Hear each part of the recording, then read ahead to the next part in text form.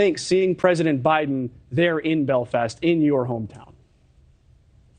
I think that is an important moment. I mean, obviously, anytime a US president comes to visit, that is important in and of itself. It's also, I think, significant to note that the United States has played a really credible role in the Irish peace process, dating back to the 1990s and through Democratic and Republican administrations. The US has been very important in that respect. So it's good that he's there, even though there are still challenges to be overcome. And so explain, if you can, concisely, and maybe you can't, but the UK Prime Minister is the one he's meeting with in Northern Ireland because as a result of Brexit, there's no Northern Irish government. What is going on there? So I'll try to explain this as simply as I can, but it's incredibly complicated. The problem is the UK left the European Union. That means that you have Northern Ireland out of the EU and the Republic of Ireland in the EU. That creates all kinds of complications for customs and the movement of goods. Pro-British unionists in Northern Ireland don't want Northern Ireland treated differently from England, Scotland or Wales. It is treated slightly differently at the moment, and therefore those unionists are withholding their participation in the devolved government in Northern Ireland. All right. You did your best. I think I get it. I hope our audience does too. I know it's complicated. But you would have grown up in Ireland during a time of troubles. You would have seen the issues that Northern Ireland and the Republic of Ireland had. And even as President Biden was preparing to go to Northern Ireland, we saw a bomb threat from a group calling itself the New IRA. And this is 25 years after the Good Friday Agreement. So what is the situation there right now?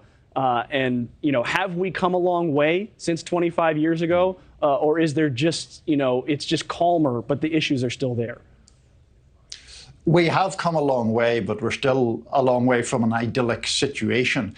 The level of violence that I grew up with has been basically ended, but it has not diminished to zero. And that's why you're seeing these threats that you mentioned just now, Mitch. So there are still the old sectarian hatreds there. They are being exacerbated by Brexit to some degree. So these most militant groups haven't completely gone away, even though they're a tiny proportion of the groups that fought in the main phase of the conflict. And it's worth noting these dissident groups have very little popular support. So I totally understand from an Irish point of view what a big deal this is to have a U.S. president. Is it a big deal for the United States for our president to be there? Because just off the top of my head, you got a war going on in Ukraine. You've got military drills around Taiwan being executed by China. Biden has spent very little, if any, time at the border. He hasn't visited East Palestine, Ohio. He hasn't visited Nashville. He hasn't visited Louisville since the shootings there. Why is he in Belfast? What is the strategy here? It's a great question. I think on one level, President Biden is obviously very proud of his Irish heritage, and he's proud of America's role in the peace process there. That does not delegitimize the kind of criticisms you just mentioned. There are clearly much bigger fish to fry internationally than what happens in Northern Ireland.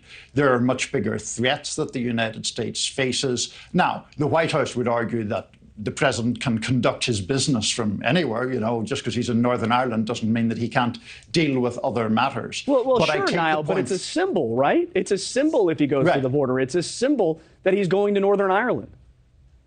Right, and that's what we call in the business the optics, right? Yes. The optics of a president being there rather than being, say, taking a trip to the southern border or being involved in some other more frontline issue could be a political vulnerability. I agree with that. Okay, so what is the plan here for President Biden as far as what the rest of his trip there is going to be? Is he going to see some ancestral home? He is going to see two ancestral homes, one today and one on Friday, for both branches of his families, great-grandparents, I believe. And then tomorrow he will be in the Irish Republic addressing the Irish Parliament, following the footsteps of several other past presidents, and meeting the President of Ireland and the Taoiseach, or the Prime Minister of Ireland tomorrow. What do you think his discussions are going to be like compared to Northern Ireland? So he's meeting with Rishi Sunak as we speak. We just had live pictures in Northern Ireland. So when he crosses that border into the Republic of Ireland, what is going to be different about what he does there?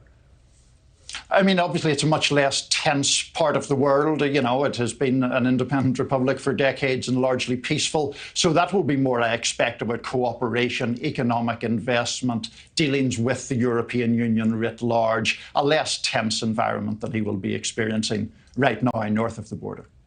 Thanks for watching. Go to newsnationnow.com to find NewsNation in your cable lineup. And don't forget to click the red subscribe button below to get more of NewsNation's fact-based, unbiased coverage.